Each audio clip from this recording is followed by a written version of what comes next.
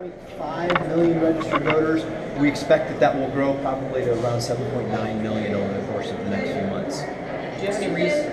So another 400,000 We likely. expect another 400,000 will register. Okay, but again, they'll have to do that on paper for now. We have to use the paper system for now. Did you have any research out there that said, but we could increase registration by this much percent if we do it online? Or We don't have anything like that. And also understand, registration does not mean turnout. Just because someone gets registered, if someone knocks on your door and you've not bothered to register and you go ahead and register, that doesn't mean that that voter is necessarily going to vote in November. We always, every election cycle, have plenty of registered voters who never actually make the effort to polls.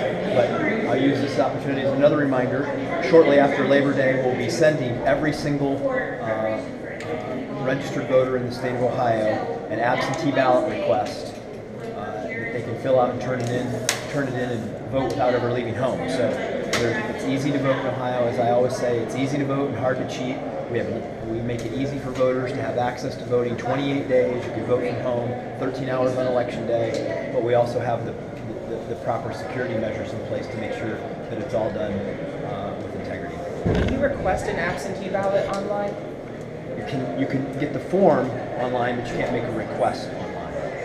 That's another enhancement that we would like to do over time that I've asked for in the past. Senator Six has a bill to require bonds to extend voting hours. What's your position or opinion on that? I had a conversation with Senator Seitz, and I explained to him that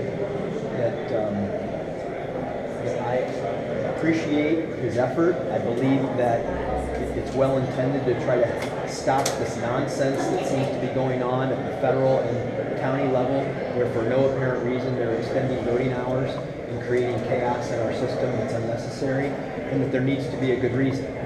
I don't believe that a bond requirement is necessary to do it, but I understand that he's working on some less onerous methods for doing that will put the discretion in the judge's hands on what the bond might be, which will assure that it's a reasonable approach for anybody who has a concern and might want to file a case. So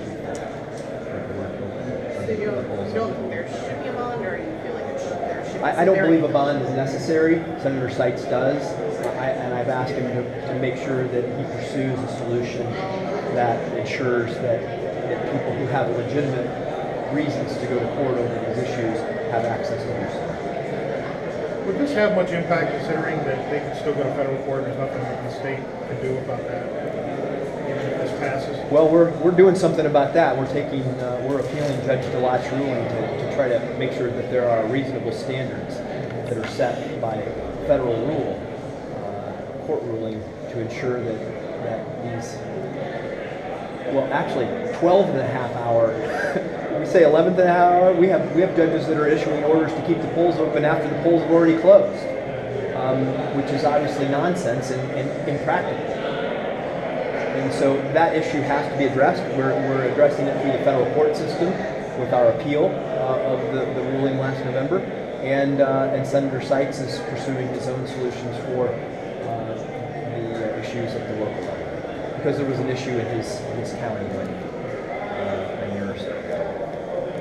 Yeah, I guess it was last November. How time flies.